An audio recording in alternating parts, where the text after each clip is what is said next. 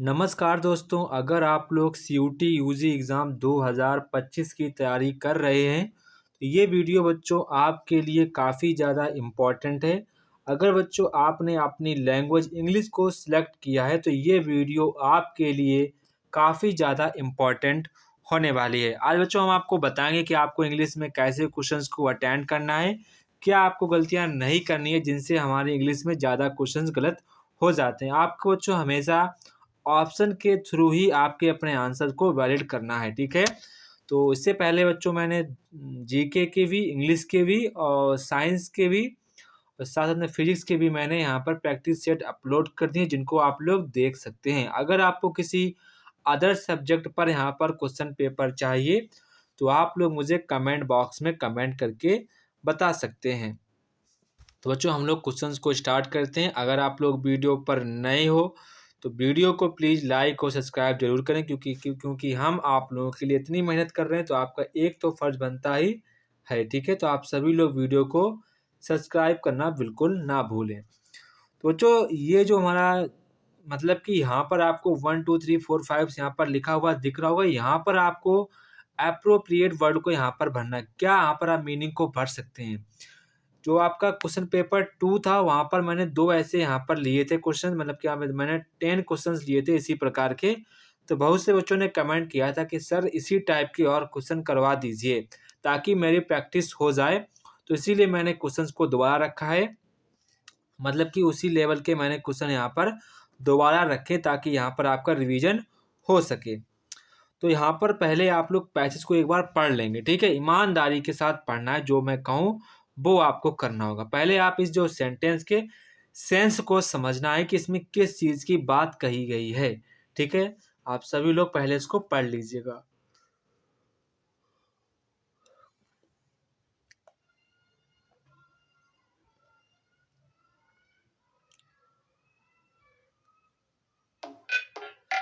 तो यहाँ पर आप लोग सेंटेंस को पढ़ेंगे, तो आप सभी लोगों ने पढ़ लिया होगा, तो हम लोग अब क्वेश्चंस की ओर बढ़ते हैं, ठीक है?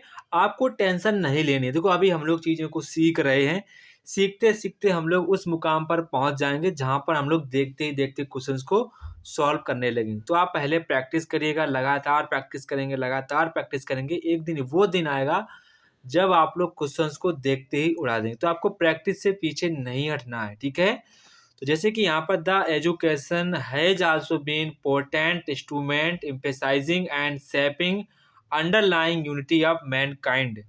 तो यहाँ पर देखो आप देखेंगे कि जो आपकी एजुकेशन है वो आपको वो इतनी चीज़ें डेवलप करती है, मतलब कि आपकी जो इतनी चीज़ें जैसे कि आपकी यहाँ पर कहाँ गया, ये गया देखो पोटेंट, ठीक है? पोटेंट इंस्ट्रूमेंट इन एम्फसाइजिंग, ठीक है? शेपिंग अंडरलाइंग मैनकाइंड, इतनी चीज़ें वो क्या करता है, द डेवलपमेंट ऑफ एजुकेशन। तो यहाँ पर क्या भरेंगे, द डेवलपमेंट ऑफ एजुकेशन। अगर यहाँ पर हम लोग बाई ऑप्शन भी जाएंगे तो आपका मोड स्प्रेड तो कभी नहीं आ सकता है। नीड वहाँ कहते हैं जहाँ पर हमको वो चीज़ यहाँ पर कंपल्सरी, मतलब यह है कि हमको वो चीज़ चाहिए चाहिए। अगर आप लोग यहाँ पर डेवलपमेंट करेंगे, यहाँ पर अगर आप लोग अपनी एजुकेशन को डेवलपमेंट करेंगे तो आप इन चीज़ों को एम्फसाइजिंग कर पाएंगे, शिपिंग भी कर पाएंगे और आपका माइंड जो काइंड है वो आपका यूनिटी हो जाएगा। तो अब ऐसे यहाँ पर आपको सोचना है। The best of two perhaps in which we can describe the present decade is to call it a decade of a promise. तो यहाँ पर हम लोग बाई ऑप्शन से जाएंगे, तो यहाँ पर वे है, मेथड है, फॉर्मेट है, मैनर है। तो यहाँ पर आप देखेंगे वे तो आपका किसी हालत में नहीं होता, द वेस्ट वे परहैप्स, ठीक है? ये नहीं होगा। The method the west method perhaps, ठीक है? तो ये भी नहीं होगा। द फॉर्मेट यहाँ पर होगा मैनर, क्योंकि यहाँ पर आपका जो best manner perhaps in which can describe present decade, ठीक है? तो यहाँ पर आपका भरा जाएगा मैनर। क्या भरा जाएगा? मैनर यहाँ पर आपका फिल किया जाएगा। बच्चों आप ये तब कर पाएंगे जब आपकी वोकैब जो है वो आपकी बढ़िया होगी, तभी आप इन चीज़ों को आसानी से समझ पाएंगे। जो आपका थर्ड वाला है, थर्ड में आपकी पॉसिबिलिटीज़ भरा जाएगा। क्या भरा जाएगा? पॉसिबिलिटीज़ यहाँ पर आपका भरा जाएगा। The marvel of science, the immense possibilities of harnessing nuclear energy for peaceful purpose and the urge to. तो अर्ज टू यहाँ पर आपको भरना होगा यूटिलाइज, ठीक है? यूटिलाइज्ड, यहाँ पर आपको फिल करना होगा फोर्थ में utilised undertaking problems on earth. 5 को आपको 5 में आपको भरना होगा, 5 में आपको भरना होगा 5 में, ठीक है। ग्लोबल क्या भरना होगा, ग्लोबल, ठीक है। आपको 5 में भरना होगा global, problems on a global scale, ठीक है। तो यहाँ पर आप भरेंगे ग्लोबल, ठीक है। आप बच्चों इसको आराम से कर पाएंगे। अगर आपको अभी नहीं आया तो कोई दिक्कत नहीं, मैं और प्रैक्टिस सेट आपको दे दूंगा। बस आप यहाँ पर तैयारी में लगे रहिए, आपकी प्रैक्टिस बढ़िया हो जाएगी। ये बच्चों सिर्फ एग्जाम में एक ही क्वेश्चन आता है, बस एक ही, मतलब 5 क्वेश्चन आएंगे बस, ठीक है। तो आप उसको लेवल ज़्यादा टेंशन नहीं लेने की, समय तैयार नहीं हुआ, समझ में नहीं आया, बहुत सी बातें हैं। तो जो चीज़ें आपको आती हैं उन पर ज़्यादा फोकस करो, जो नहीं आती उसके पीछे मत पड़ो, ठीक है। क्योंकि आपके 5 नंबर में आप पूरा अपना टाइम इसी में बर्बाद करेंगे। आप वोकैब पर ज़्यादा फोकस करना है, तो आपके अपने आप ही क्वेश्चन उसी में सिमट जाएंगे, ठीक है। तो ये आपको बातें ध्यान रखनी है। इसके बाद हमको यहाँ पर फिलअप करनी है, तो ये तो आप लोगों के बाएं हाथ का खेल रहता है। He is looking for a job, ठीक है। He is looking for a job, times are tough, क्योंकि उसका समय बहुत ही मतलब कि कठोर है, उसको जॉब नहीं मिल रही, लगातार वो जॉब को ढूंढ रहा है, लेकिन उसको यहाँ पर उसका जो टाइम है बहुत ही ज़्यादा बुरा चल रहा है। तो यहाँ पर आप वर्ड भरेंगे, the corporation is working towards its existing training institutes. तो यहाँ पर आपको भरना होगा रिवी रिविटेलाइजिंग, तो यहाँ पर आपको डी वाला भरना होगा, ठीक है।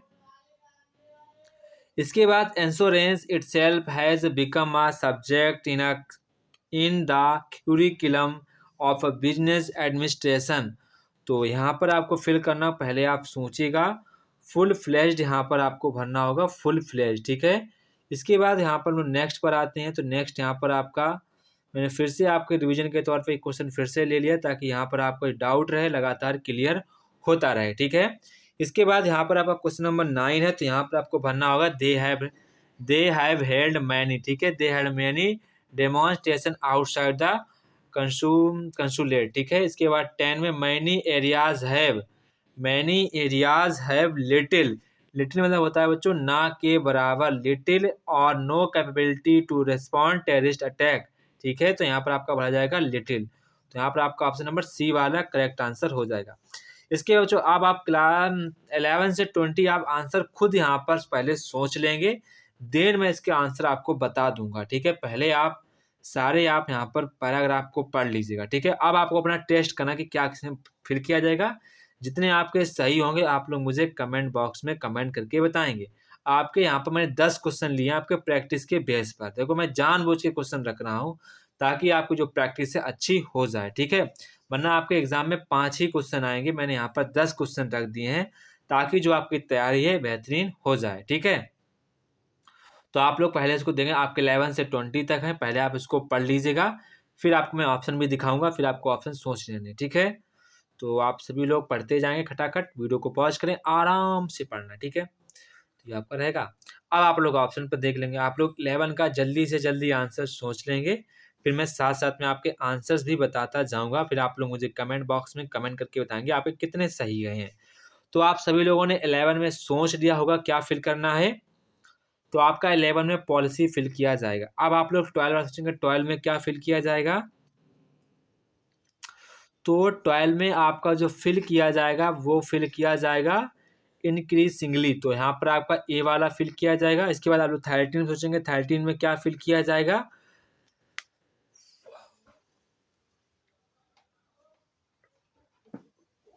तो बच्चों यहाँ पर आपका जो 13 में है आपका तो आपका कंटेंट फिल किया जाएगा। इसके बाद जो आपका 14 है, तो 14 में आपको सोचना है क्या फिल किया जाएगा, इवेंट्स हैपनिंग अफेयर्स कंडीशंस। तो यहाँ पर आपका इसमें अफेयर्स फिल किया जाएगा, अफेयर्स, ठीक है, इसको आप ध्यान रखेंगे, अफेयर्स। इसके बाद 15 16 में आप 17 में देखेंगे 15 में क्या फिल किया जाए, आप जल्दी सोचेगा स्पीड बनाकर। तो 15 में आपका स्पेशली या आपका बी वाला यहाँ पर फिल किया जाएगा। इसके बाद आपको 16 में देखना है, 16 में आपका यहाँ पर जो फिल किया जाएगा वो आपका इलाब्रोशन आपका ये फिल किया जाएगा बी वाला, और आपका 17 में सोचना है। 17 काफ़ी आसान रहेगा आपका यहाँ पर कंप्लीट इंटर हो। तो यहाँ पर आपका 17 में इंटायर फिल किया जाएगा, इंटायर, ठीक है, इंटायर। यहाँ पर आपका ऑप्शन नंबर बी वाला करेक्ट होगा, ठीक है। इसके बाद यहाँ पर आपका क्वेश्चन नंबर 18, 19, 20 आप इसको भी फटाक से जल्दी से कवर करिएगा, ठीक है, जल्दी जल्दी से कवर करना है। तो यहाँ पर आप लोग 18 वाला देखेंगे, ऑब्वियसली, क्लियरली, सिमिंगली, थिन। तो यहाँ पर आपका सिमिंगली होगा, ठीक है। इसके बाद 19 का देखेंगे, 19 आप लोग उड़ा देंगे, तो 19 आपका होगा ये वाला, प्रोफाउंडली होगा। एंड लास्ट एंड 20 हमारा हो जाएगा क्वालिटी। क्या हो जाएगा? क्वालिटी। तो आप लोग मुझे कमेंट बॉक्स में कमेंट करके बताएंगे कि आपके कितने आंसर सही गए हैं। जिस बच्चे के पूरे सही जाएंगे, मतलब कि 10 के 10 सही चले गए, तो मैं उसको पीडीएफ फ्री ऑफ कॉस्ट दे दूंगा, ठीक है। वो पीडीएफ कहाँ पर मिलेगी? वो आपको मैं, जिस बच्चे के पूरे सही होंगे, आप लोग मुझे कमेंट बॉक्स में कमेंट करेंगे, जिसके पूरे में पूरे सही होंगे मैं उसको पीडीएफ फ्री ऑफ कॉस्ट दूंगा, ठीक है। तो आप लोग मुझे कमेंट बॉक्स में कमेंट करके बताएंगे, ईमानदारी के साथ बताना है। इसके बाद यहाँ पर आपका क्वेश्चन नंबर 21 से 25 करना है। correct the underline of portion in a given sentence by replacing it with the correct choice from the among for the given alternatives। तो यहाँ पर आपको बताना किस सेंटेंसेस में आपकी गलती की गई है। तो यहाँ पर आपका 21 है, तो यहाँ पर आप देखेंगे कहाँ पर गलती की गई है। हरासमेंट, तो पहले इसको थोड़ा जूम नहीं कर, छोटा सा करते हैं, ठीक है। अब आपको दिख रहा होगा पूरा, ठीक है। अब आपको ये पूरा दिख रहा होगा, ठीक है। तो पहले मुझे भी पूरा नहीं दिख रहा था, अब आपको दिख रहा होगा, ठीक है। तो आप यहाँ पर बताएंगे क्या क्वेश्चन पूछा गया है। Correct choice from the among given 4। तो करेक्ट करना है, ठीक है, मतलब करेक्ट आपको रिफ्लेक्सिंग करना है कि रिफ्लेक्सिंग क्या सही हो सकता है। तो आपका harassment and threatened Pooper fish literally puffs by up glyphing water stored in an outside of its। तो यहाँ पर आपका दियर, जहाँ पर दियर स्टोमक लिखा है, यहाँ पर आपका ऑफ इट्स होना चाहिए। क्या होना चाहिए? Of its. तो यहाँ पर आपका ऑप्शन नंबर सी वाला करेक्ट आंसर हो जाएगा। इसके बाद यहाँ पर आपका क्वेश्चन नंबर 22 है। तो question number 2, bats are over billion years older in age of mammals. तो यहाँ पर आपका जहाँ पर लाइनिंग है, यहाँ पर आप क्या सही कर सकते हैं वो यहाँ पर आपको बताना है। तो जैसे कि यहाँ पर आप देख रहे होंगे, older in age, older age यहाँ पर, क्योंकि ये आपकी कंपैरेटिव डिग्री, ओल्डर देन, ठीक है, देन अदर मैमल्स, ठीक है, देन अदर मैमल्स। तो यहाँ पर आपका बी वाला करेक्ट आंसर हो जाएगा। इसके बाद क्वेश्चन नंबर 23 आप खुद से सोचेंगे, मैं इसका आंसर कर दूंगा। क्वेश्चन नंबर 23 का जो आपका राइट आंसर होगा, आपका डी वाला करेक्ट आंसर हो जाएगा। इसके बाद यहाँ पर आपका क्वेश्चन नंबर 24 आएगा। 24 आपका ये रहा, तो 24 भी आप देखेंगे। यहाँ पर आप क्या रिप्लेसमेंट कर सकते हैं? John Maynard Kaynes, greatest economist of the 20th century, once wrote an essay on the fellow Cambridge genius the scientist and mathematician Isaac Newton. तो यहाँ पर आप क्या रिप्लेसमेंट कर सकते हैं? तो आपका यहाँ पर ए वाला करेक्ट आंसर होगा। यहाँ पर आइजैक न्यूटन को रिमूव करना होगा। अगर नहीं लिखेंगे तो भी सही, लिख देंगे तो भी सही, ठीक है। मतलब कि आपके सुपर फिलोसफी वर्ड है, ठीक है, आप इसको ध्यान रखेंगे। इसके बाद आपका 25 जो कि आपका लास्ट है, यहाँ पर आप क्या इसको सही कर सकते हैं? इसकी जगह जो आपके जहाँ पर लाइनिंग है, इसकी जगह आप लोग क्या रिप्लेसमेंट कर सकते हैं? यहाँ पर कहने का मतलब ये है, तो took back within 200 fee fowls which were appropriated in Europe as in any other place. तो यहाँ पर आप बी वाला करेक्ट आंसर कर देंगे। इसके बाद यहाँ पर आपसे कह रहे हैं कि आपको इसको सिक्वेंस में लगाना है। तो ऐसे सेंटेंस जब भी आए आपको बाई ऑप्शन ही खेलना है, ठीक है।